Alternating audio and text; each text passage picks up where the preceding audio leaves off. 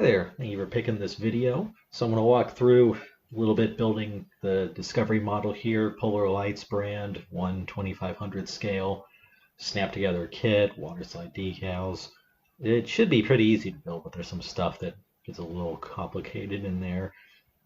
The kit that I have, I wasn't originally even going to really build it, but ended up being given this one because the person who was building it broke apart, so that's where my gluing was required.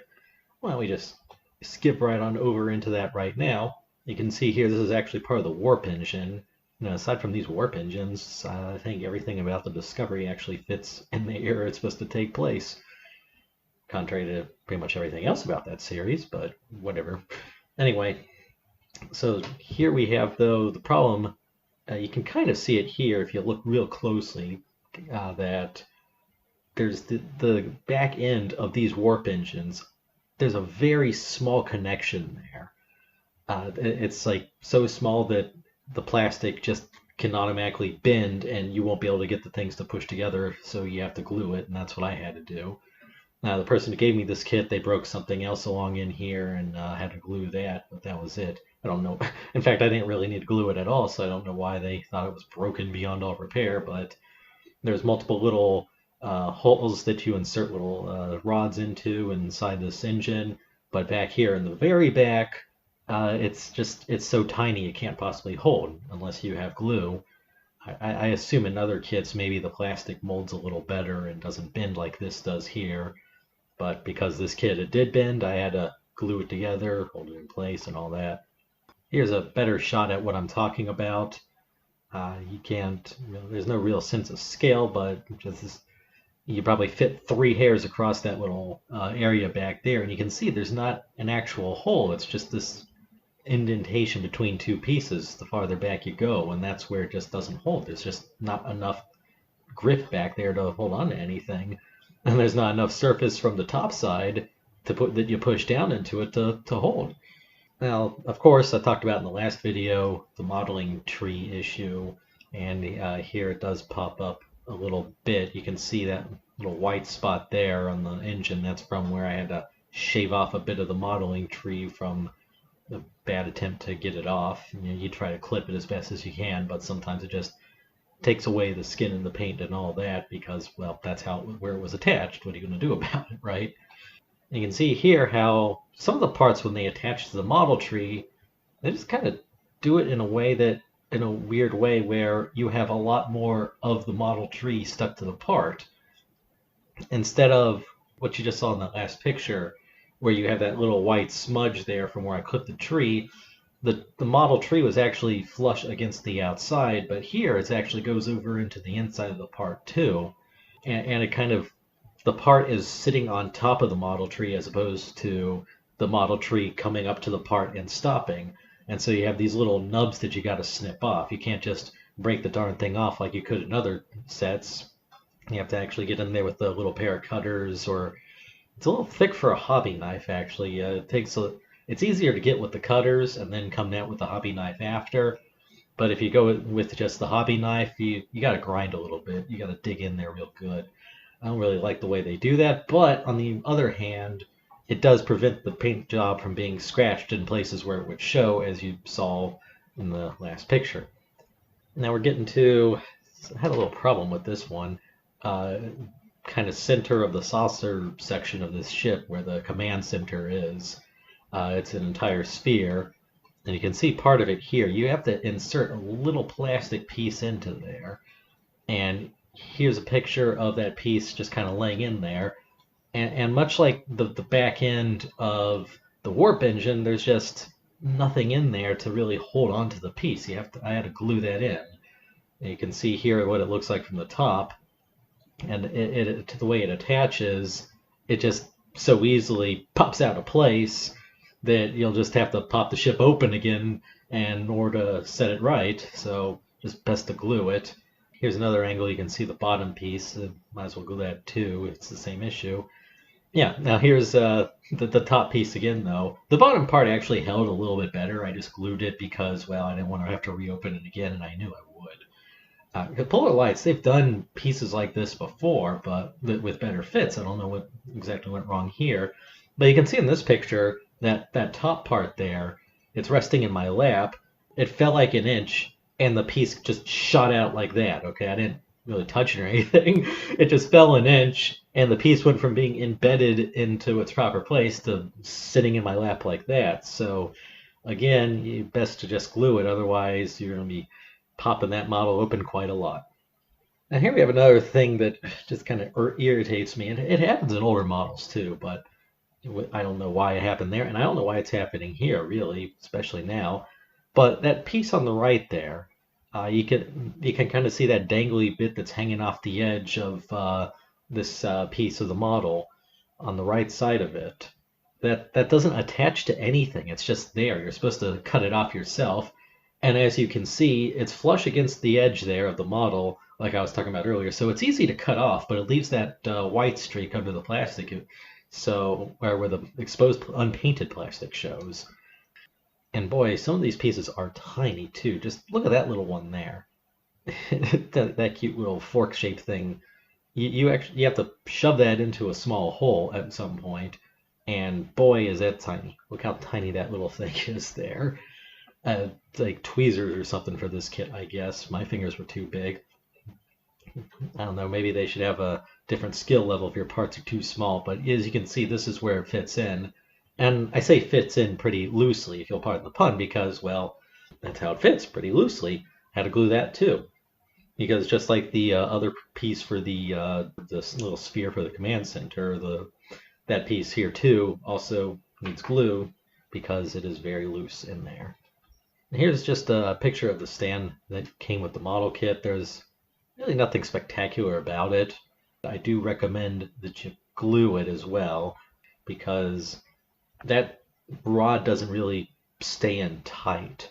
So, you're sitting there, maybe you go to adjust the model, bump it slightly, that thing's going to pop right off. I had to glue it in place. Now, that little part at the top, though, didn't need any glue whatsoever, and it's actually best, I think, if that does stay flexible, and it fits pretty good, so it's not going to be an issue. Now, here's the decal sheets for the model. You don't really have to paint this, I don't think. Of course, I didn't really watch the series. In fact, never watched the series. Just hadn't gotten around to it. I got some other stuff, so much other stuff to get to. But I did come across one thing. In my looking up, you can see here, you can name the ship several different names. You can either make it the USS Discovery, or you can make it the ISS Discovery. Go with your model of the ISS Nixon that I built in the last video. But you can also name it the USS Glenn. I picked that one because in the series, spoiler alert, they come across the USS Glenn floating adrift with no power. And since I didn't know how exactly this model should be painted, I decided not to paint it and just put the decals on. And so this model effectively looks like it's sitting there unpowered. So why not name it the USS Glenn? So that way I can say, oh, see, it's not just me being lazy. It's actually a tribute to the series, to when they come across it adrift. And here's the instructions for putting the decals on. As you can see, it doesn't exactly match. There's the decal laying on the box, and then right above it is the instruction. So you can see here that the decal doesn't exactly match up with where the instructions show you to put it. Like the colors are a little bit different, and it looks like it's maybe missing one of the little rectangles there too that you use for guidance. So one of the brown rectangles that you can use for guidance there. So it's like kind of not hard to misplace, but it's not making it easier for you if you're unfamiliar with the design. So you just kind of have to use a little common sense, I suppose. But then when you put it on, you'll also notice that it covers the hole for the display stand. And there's no option for plugging that hole. So that hole's going to be there. I don't know why they have the decal cover it up, because you're just going to have to punch through the decal anyway right there. Now here it is with the few more decals applied. You can see in this picture though that they're not, the little white lines there, they're not exactly lining up, or rather it's because there's a little overhang on the decal there. So it's clear there's no markings on this little overhang. So when you're trying to slide it on, it pushes up against similar section on the other decal behind it, so you just get this clear space that starts crinkling up on you as you're trying to slide them together and trying to overlap them a little bit as needed to make sure those lines like that are aligned. And you can see here too how that overhang can get in the way a little bit when applying the markings, because this here is kind of folding up on the engine there. It comes to the edge and folds up on it, but it's aligned perfectly to how it's supposed to be. It's just the decal is just a little bit too long, so you're not really sure how long it's going to extra it's going to be though until you start trying to put it together, and then you got to scissor it off as best as you can, or just do what I did and fold it up like that. And you can see here too on the opposite side, there's another little overhang going on, just right over the edge there. Can't really push it down or anything. The instructions, one thing I deviated from the instructions on was they said use decal set for situations like this so that everything folds in. I don't know. I didn't go exactly by the book on that because I don't have a decal set on hand, first of all. But second of all, last time I used it, maybe I just didn't use it right, but it didn't seem to work. And you can see in this picture too how on the engines, look at that incredible overhang there. It's going way off the back of the engine there. Again, perfectly aligned with all the other markings that you put on, but it's just there's that little extra there. Now on the bottom of the saucer, there's the number of the ship. You know, like how you saw with the earlier, there was the USS Glenn NCC 1030. Well, right here, mark number 76 there, that's all the different numbers. But as you can see in this picture, it's very hard to resolve what those numbers are. Just the way they print them, you have to like squint really hard or have the light hit at just the right angle to see them. They show up better when you apply them to the model, but just here on the decal sheet, it's very hard to tell which one's which. There you are, laying there in the water. If you look really closely, you can see right there, now that it's off the model sheet, very clearly you can see it. So like I don't know why on the decal sheet you can't see it, but they're sitting floating in the water. It is so clearly visible. Here's the bottom of the saucer, and as you can see with the little bulges and all the different places where you had to push one decal under the other, and there's also little bulges because each of the little phaser banks there has a little bulge in the model. They're actually grafted into the model. It's not just artifact of the markings there. Boy, it does get wrinkly though, doesn't it? So there's something else to be careful. And they say to apply the decal set to settle that, but just it never really worked for me whenever I used it. So maybe you all have had better luck. I don't know. Best I did was just try to smooth everything out around it. But also, if you look down in the lower corner, you can see, not really a corner, it's a circle, so there's no corners in the circle. But if you look toward the bottom of the saucer there, you can see NCC 1030. Again, that you cannot tell them hardly when they're on the model, on the decal sheet, but then when you take them off, the numbers are very clearly visible. All right, here we come to another problem I ran into. I don't know, maybe I'm just stupid, but I found out that those two brown stripes there on the top half of the back section of the ship there, you can actually flip those upside down, and then they can be used as the markings on the bottom section. You can see I started filling in the bottom section and got the markings all mixed up because I guess I got one upside down. Anyway, it's very easy to flip them upside down and use them as the wrong one, but it doesn't matter if you do because they look the same either side facing up, so no real loss there. And this part got a little difficult here because you can see in that little space there, that is not a very big space at all. But you got to get kind of stuffed decals in there on the side. I guess maybe I should have done that first and then put the saucer on top, but because these decals cover the entire ship, I wanted it to be entirely assembled first, because otherwise I'm trying to mess around and assemble the darn thing while it still has the decals on them, and that would tear them up pretty easily. These are very delicate things to put together. these decals. They are very delicate. They tear easily. Not as bad as the ones I was talking about on the ISS Nixon video, the markings from vintage 1983, but these do tear. I'll probably get into that in a little bit about how I've managed to tear a couple when putting them on. So you definitely want to have this ship put together before you put these on, which then puts you in this complicated position of having to kind of stuff a finger or a pencil or something down in there to try and push them flush against the hull in that tiny little space. And here's something else that I ran into as well. The instructions were on the box were not exactly accurate, so of course this didn't end up being by the book, but I went with the intention. You see these two rectangles there toward the bottom of the saucer? Those are supposed to have markings on them. But if you look at the instruction, which is printed on the side of the box, there is nothing that's supposed to be there. Like it shows them covered up, but it doesn't tell you which decal is supposed to go there. There's 4 other ones on the top of the saucer.